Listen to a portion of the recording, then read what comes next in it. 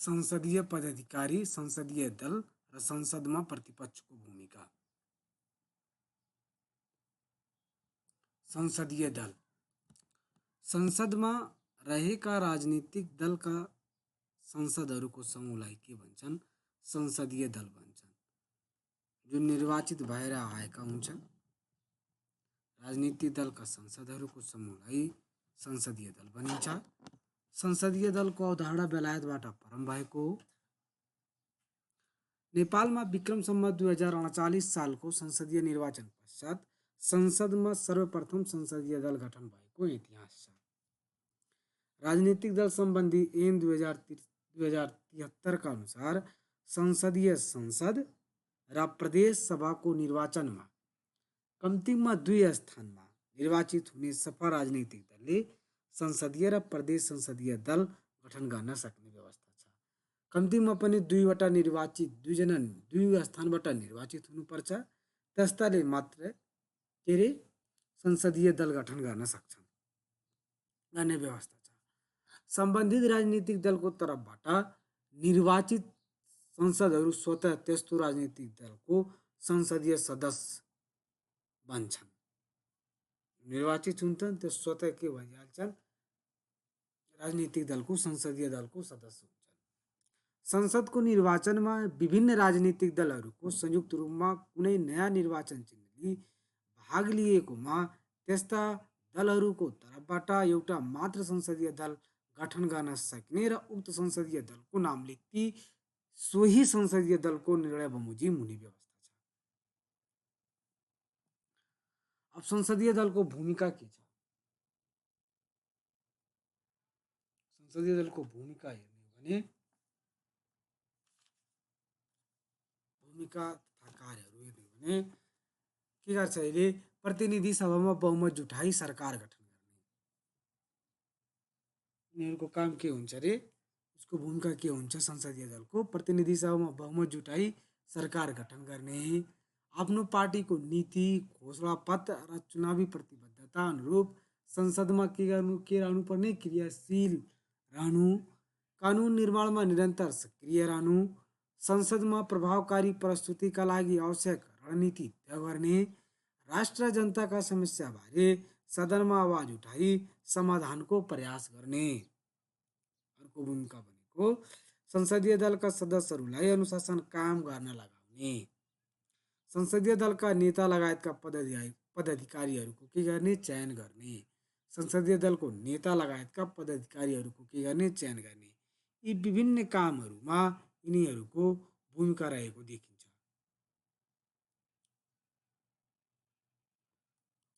अब छ संसदीय पदाधिकारी। हामीले संसदीय दल भनेको, संसदीय दलको भूमिका हेरेको। अब संसदीय पदाधिकारी।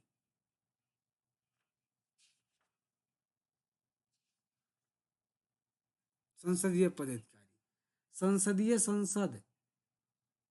पदाधिकारी संसदीय संसद र संघीय संसद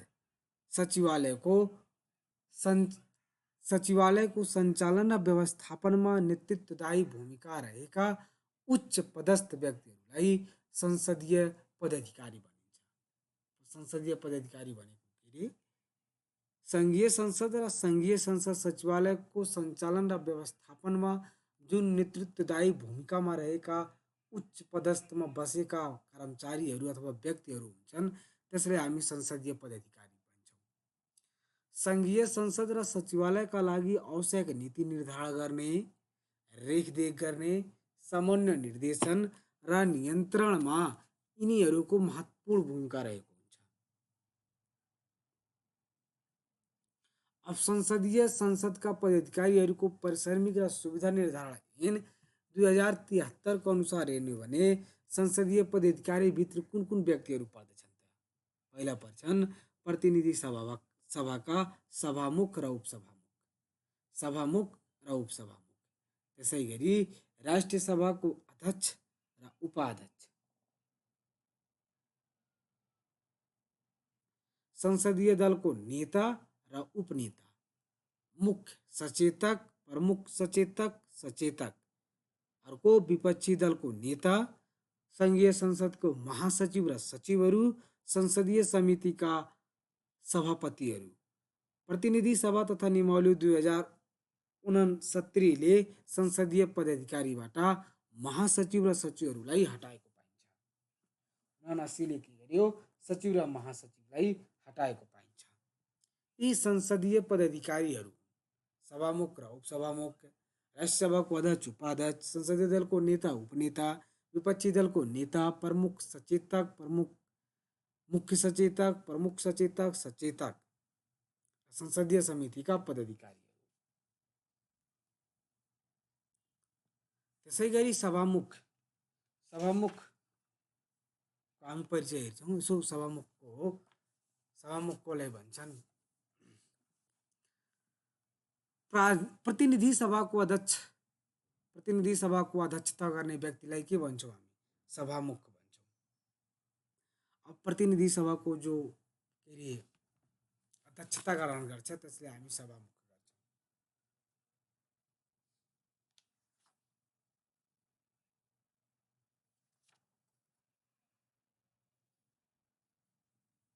प्रतिनिधि सभाले पहिलो बैठक बसेको मितिले के गर्छन्? 15 दिनभित्र आफूहरूमध्येबाट एकजना सभामुख र एकजना उपसभामुख चयन गर्छन्। प्रतिनिधि सभाको 15 दिनभित्र के गर्छन्? ती दलहरूमध्ये आफूभित्रमध्ये के गर्छन्? एकजना सभामुख र एकजना उपसभामुख चयन गर्छन्। सभामुख र उपसभामुख फरक दल र लिङ्गको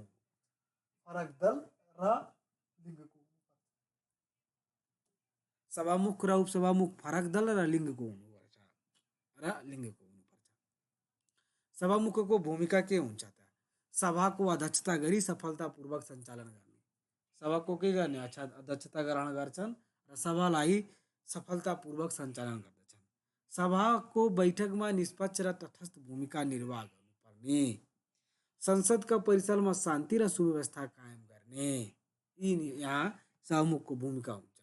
संसदीय विशेष अधिकारको रक्षा गर्नु, संसदीय दलहरूबीच समन्वय कायम गर्नु, राष्ट्रपति र उपराष्ट्रपतिको अनुपस्थितिमा राष्ट्रपतिको भूमिका निर्वाह गर्ने। यी सबै सभामुखको भूमिकाहरू। त्यसै गरी संघीय संसदको महासचिव र उनको भूमिका के छ? उनको कार्य के छ? सभामुख र राष्ट्रिय सभाको अध्यक्षको संयुक्त सिफारिसमा राष्ट्रपतिद्वारा महासचिवको नियुक्ति हुन्छ। पहिला त महासचिव को हुन् भन्दाखेरि सभामुख र राष्ट्रिय सभाको अध्यक्षको संयुक्त सिफारिसमा राष्ट्रपतिद्वारा महासचिवको नियुक्ति हुन्छ। अब संघीय संसद सचिवालयको प्रशासकीय प्रमुख भई काम गर्छन्। संयुक्त समितिको पदेन सचिव भई काम गर्ने। संयुक्त समितिको के पदेन सचिव भई कार्य गर्ने। कानुन बमोजिम संसद सेवाका कर्मचारीहरूको नियुक्ति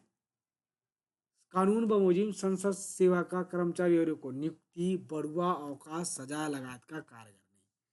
संसदीय समितिहरूमा उपस्थित भई विचाराधीन विषयमा सुझाव दिने र कर्मचारीहरूलाई आवश्यकता अनुसार के गर्ने? निर्देशन दिने।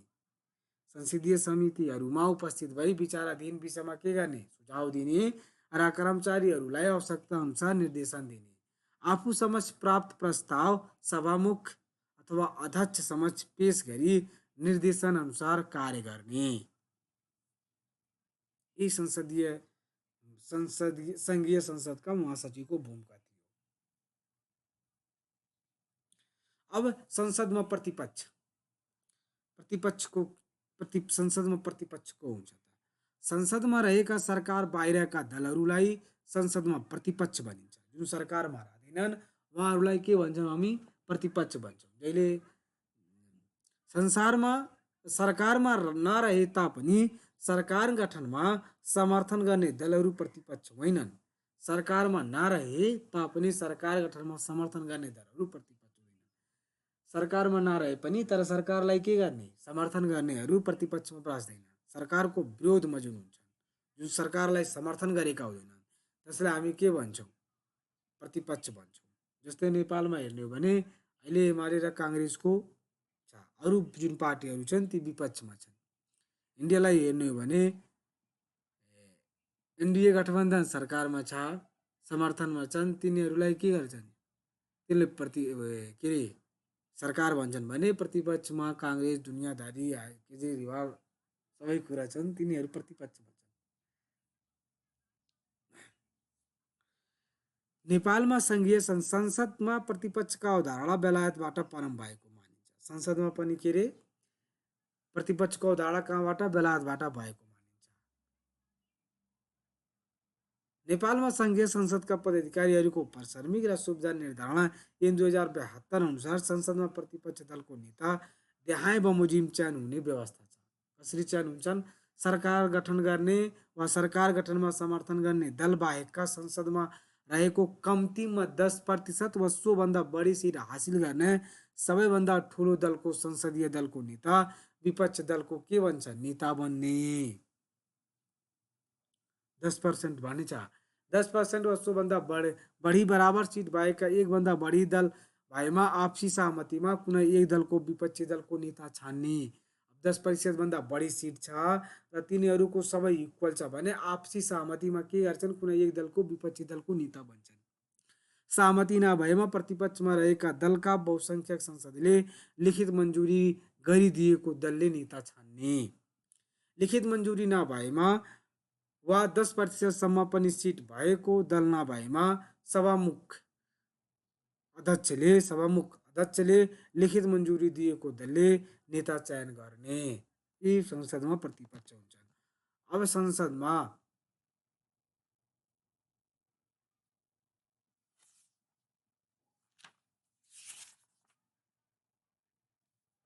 प्रतिपक्षको भूमिका हेर्ने हो भने सरकारलाई संसदप्रति के बनाउने? जवाबदेही बनाउँछ। अन्य काममा सरकारी कारवाहीहरूको संसदीय सम्परीक्षण गर्ने काम गर्छ। विधेयकको सट्टा वैकल्पिक विधेयक प्रस्तुत गर्ने गर्छ। जुन विधेयक सरकारले पेश गरेको हुन्छ त्यसको वैकल्पिक विधेयक पेश गर्छ। सरकार परिवर्तनका लागि वैकल्पिक समीकरणहरू प्रस्ताव गर्ने गर्दछ। नीति कार्यक्रम र बजेटमाथि रचनात्मक सुझाव प्रस्तुत गर्ने काम गर्छ।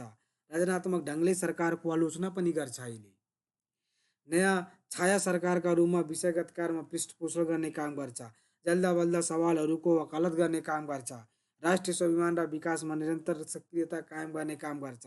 संसदमा प्रश्न, मन्तव्य र सामूहिक विरोधको माध्यमबाट सरकारलाई निरङ्कुश हुनबाट रोक्ने काम गर्छ।